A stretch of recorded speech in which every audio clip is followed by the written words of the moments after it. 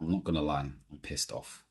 I just did a banging video for you guys talking about how you can better manage your finances as contractors, etc., etc., and there's no sound. Do you know how annoying that is? Anyway, let's get back into character. Hey everyone, I hope you're having a fantastic day so far. Today I want to be talking about how you can better manage your finances as a contractor. That's a skill, I can't lie to you. Anywho. So really truly, when I first started to get into contracting back in the day, and this was back in 2021 actually, so it's almost 3 years ago. I was really thinking about how am I going to manage all this money. And remember the first time I got my check and all this kind of stuff, there wasn't really a check but a payment. I was just like, mad, is this a mistake? There was severe imposter syndrome. But that's what ends up happening. Because obviously, this is the first time you get paid this amount of money. And really and truly, you could be matching the same amount as your friend is matching every month. And of course it varies, of course. And I'm not going to sort of glamorize or over exaggerate the situation because the market is a bit iffy at the moment for some people at the moment. But the reality is you do get financed pretty well. And of course, this is based on the fact that you don't have the same securities or benefits, okay? So perceived securities as your friends who are doing traditional permanent 9 to 5s. That's the situation at the end of the day. And so, thinking about it as a contractor, you need to be your best and your own financial planner and fiduciary. You have to be that person because if you're not looking at your finances the way you need to be looking at them, you're going to be in a hot mess. Okay. Sometimes what people do is that they start getting so excited based on the fact that they're making all this money and da da da da da.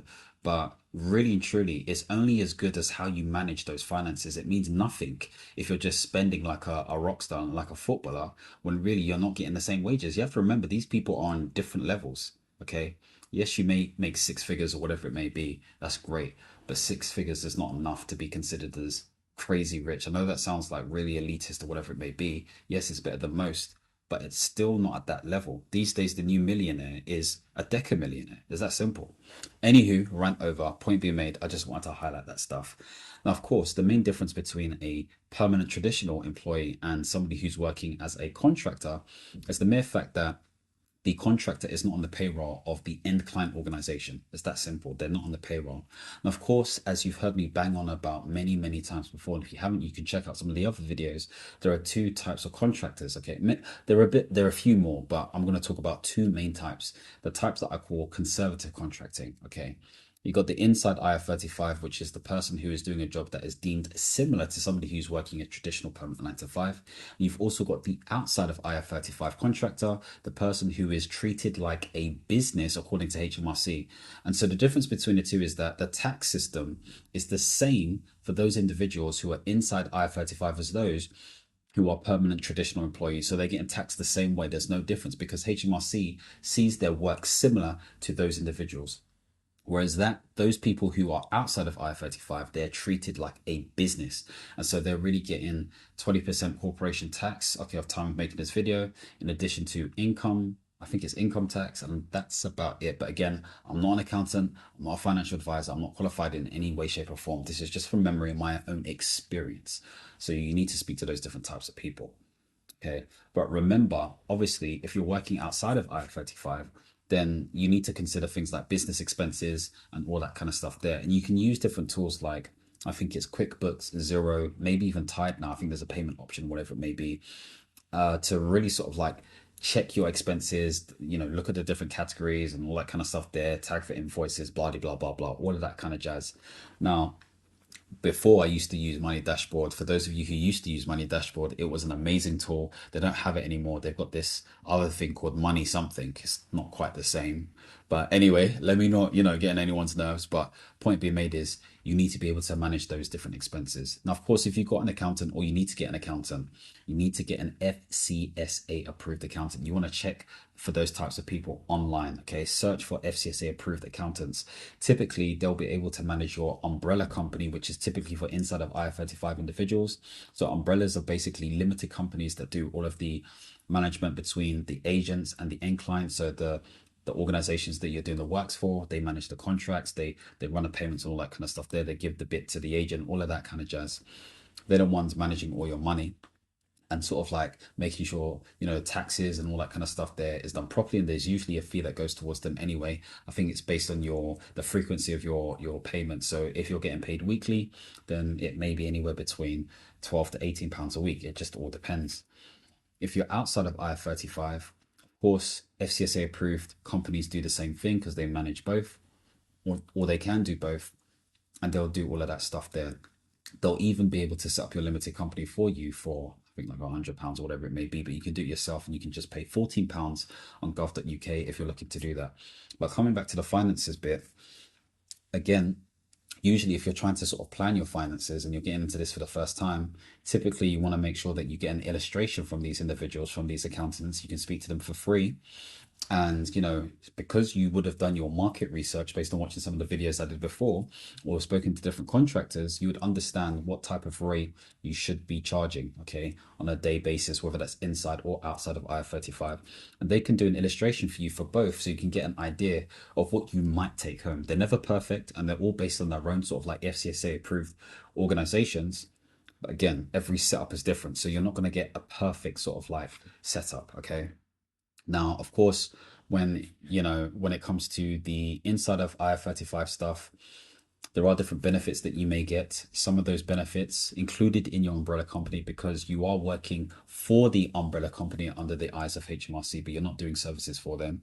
You may get things like 24-hour GP consultation service. You may get discounts to different things. You will also get the opportunity to opt into a pension, which is really cool. Okay, so they're not forgetting the whole pension thing. The pension thing is still happening. But of course, for you smart and savvy individuals, you may decide that you want to do or put your pension into a LISA, as an example, or you want to put your pension into a self-invested private pension, so a SIP. I said that kind of weird, but a SIP.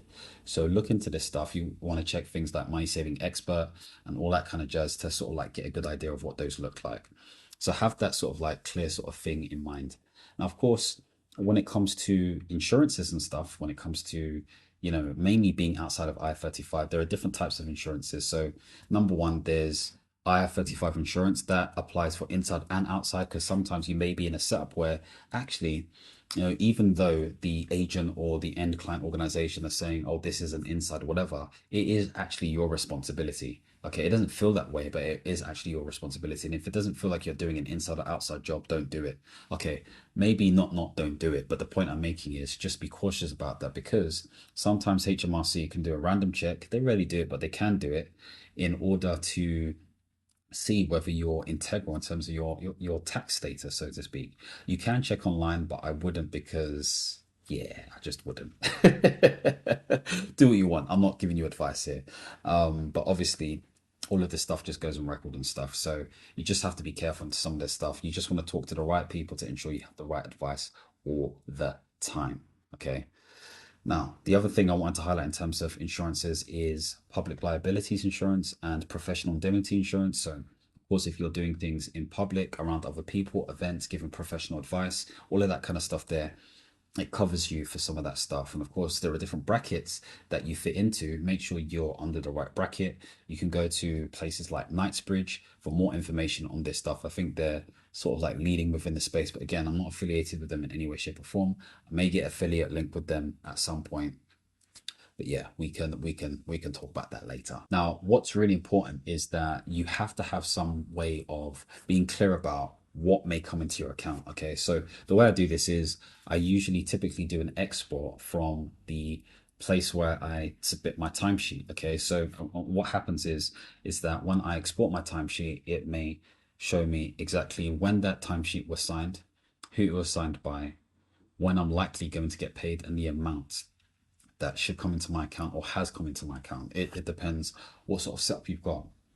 Now, of course, if you've got text sort of like services that come through, or emails, whatever it may be, or invoices or receipts or whatever it may be, you can utilize this information to fill out this form, because you can plan ahead. So some people get paid on a weekly basis, some people get paid on a monthly basis, some people get paid based on performance. It all depends. It could be all scattergun. And so you have to be able to plan accordingly. Of course, those who are working inside of IR35, especially for public sector organizations, there's going to be a rhythmic sort of basis to it. It's probably going to be weekly, where it's 30 days in arrears, and then weekly after that. For some people, it's just a month in arrears. It all depends. Okay, it all depends. Sometimes even 2 weeks in arrears. Of course, holiday pay is not a thing. Again, if you're inside of I-35, holiday pay is it typically is part of your pay, but you have a choice. You can accrue it, or it can become part of your pay. In addition to that, if you're outside of I-35, of course, you're your own boss. Do you know what I mean? Completely under the eyes of HMRC. And now it's still the same case for inside. It's just that for tax purposes, they see you and treat you differently. But it's the same sort of setup. So you need to be thinking to yourself, okay, can I work like 5 days straight for weeks on end? Are you going to get burnt out? Because you could easily get burnt out, or are you going to do something else where, okay, you're going to have, let's say, I don't know, a month and a half of solid work. Then you're going to take a break and then do that again, take a break, do that again. But just know that's going to jolt your finances a certain way. So you need to think about all of that stuff. Now, of course, when it comes to sort of like managing your money and budgeting and saving, it's so important to have an emergency fund. I can't stress this enough. And so maybe you want to get into a situation where you're saving the day rate that you should be getting paid, which is essentially the amount that you make that week divided by the amount of days you've worked for that week. So if you get £2,000 for that week and you've worked for 5 days a week, 2,000 divided by 5 is £400. You save that on a weekly basis. Maybe you want to use a different setup where you save 10% of your monies or whatever it may be. But whatever you do, save money. Everything that I've done well has been because I've saved money, accelerated it aggressively, paid things off drastically. All of that stuff is really important. Of course, I've said before that contracting has given me the ability to pay off my student loan quicker because I get paid on a weekly basis. Student loan was basically charging me the highest amount every week. I didn't even realize, can you imagine? So I don't have that problem no more. I'm not student loan bound or anything like that. All of this stuff comes into play and really helps. I say this because it shows the power of what contracting payment can do for you. But savings makes sense. Of course, if you can't save, you've got debt as an example, try to pay that off as quickly as possible. And I know you're up against it in terms of finding new contracts and all that kind of stuff there. So if you can't aggressively pay it off, and if it means that you need to hold off a little bit before you sort of like move into a new contract confidently, then do that. Okay. You need to be strategic here. There's no written rules. You have to think about your life and think to yourself, okay, cool. Yeah, maybe I can pay it off aggressively for a certain period of time. But when it comes to the last month, okay, I know I'm going to get 2 months worth of pay because I get paid a month in arrears, and I'll still be looking for a role maybe for at most 3 months. And so I'm going to stop paying off this debt as an example, and I'm going to be more strategic. So again, these are things to think about when it comes to all of your payments, etc., etc. Now, of course, when it comes to savings, there are so many different ways of saving. Okay, saving and investing, so to speak. Now, you can use a high interest savings account. Now, at time of recording this video, that could be anywhere between 6 to 8%, depending on where you're going. And of course, there are some limits in relation to that stuff. In addition, you can use ISAs or leases. And you can also put your money into ETF, stock and trading accounts, maybe even things like index funds such as the S&P 500 using Trading 212 as an example, or other sort of like investing platforms, even robo investing platforms if you trust them. If you're somebody who's more of an active investor, okay, so maybe you do something like day trading or Forex or whatever it may be, making sure that you calculate your returns based on a sensible strategy that minimizes risk as best as possible. And of course, you want to utilize some level of technical analysis as opposed to just throwing your money as bets or whatever it may be. So all of these things come into play. And now, of course, if you've got children or a dependent that you're looking after or a partner, whatever it may be, you need to make sure they're involved in your financial planning. Now, of course, me and my partner, we sit down, not on a weekly basis, I would probably say bi-weekly, possibly monthly basis, sitting down, looking at our finances in detail. And if we're not doing it together, we're doing it individually. And we're playing a game of cash flow. That's essentially what it is. We're looking at what comes in, what comes out, what we need to manage based on our goals. If you don't have goals, if you don't have plans, this is all a waste of time. It's all a waste of time. It really is. And so you have to bear this stuff in mind. What am I trying to do? What is the goal for the next 6 months, 12 months, 2 years, etc., etc.? How long am I looking to be in this phase of contracting? Is it a phase for you? Is this the end of the game for you? Is this phase two for you where you're looking to move into entrepreneurship like myself? Are you just doing this as a means to an end to make money and then go back into 9 to 5 permanent traditional employment? You need to think about all of these things. And once you've thought about all of this stuff, then you have a clear strategy in mind. Okay.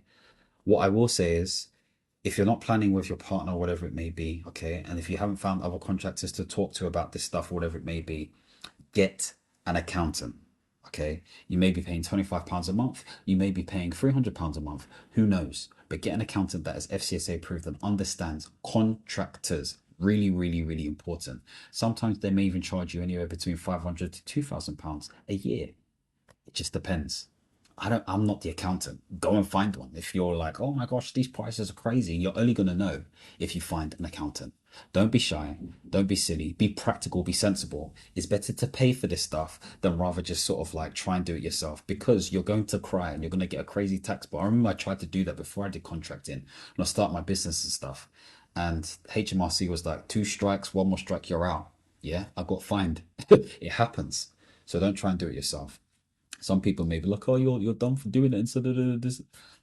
Well, that's my experience, and this is why I'm saying it so aggressively, because it's not even just the experience I had. It's more so the fact that I was able to learn so much from my accountant and just understand the benefits of tax efficiency and being sensible and submitting expenses and what expenses I can submit and all this kind of stuff there. All very important stuff. I can't stress this enough. So hopefully this has given you some ideas in terms of how you need to be or what you need to think about when it comes to managing your finances as well. And of course, I'm not a financial advisor or anything like that, but if you're in a position where you've got, again, dependents or kids or partner, whatever it may be, you want to be thinking about things like insurances and wills and all that kind of stuff there. Get someone to actually write you a will. Don't go on ChatGPT to do it. Get someone to actually write for you, a lawyer or solicitor who specializes in this stuff.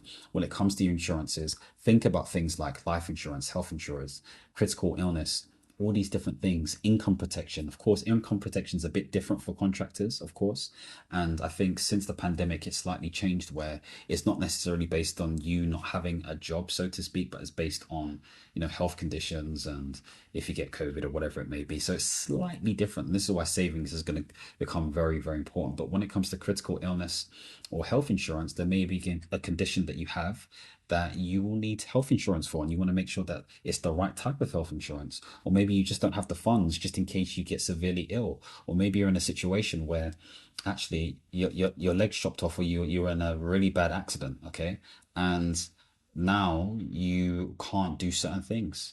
So you need to think about how your mortgage is going to get paid off, or how you're going to support your family. Okay, all of these things there. You also want to be thinking about what happens if you die. Okay, when it comes to your estate, your property, your life insurance and all this kind of stuff there, do you have things in place? I mean, let's say for example you're a 30-year-old individual right now, okay, within the millennial bracket, whatever it may be, and the average age of survival is 85 years old. You got 55 years, my friend. What's the plan for that? I'm not saying you need to go all crazy each day thinking, oh, I need to save each day. No, no, I'm not saying any of that stuff. What I am saying is think about it, and don't just think about it, act upon it. Becoming a millionaire, yeah, it's not the thing anymore. Okay. If you want to be a millionaire, it's a decamillionaire. You need to make at least 10 million to make a million, as it was before. It's not the same. Everyone's doing it these days like it's nothing. It's annoying, isn't it? You'll get there. You'll get there with persistence. But the point being made is, don't just bank on that. Calculate it. That's the difference. Calculate your exit. That's how I see it. And if you have that in play, then you've got a good strategy. Now, of course, I'm a huge believer in developing business acumen and developing a business that obviously has a market need and aligns to a sense of desire, curiosity, or passion, or skill set, because skills are really important. But at the same time, you have to sort of nuance that balance based on the lifestyle and the person that you are. Anyway, this was a long video. And hopefully this is giving you some insights.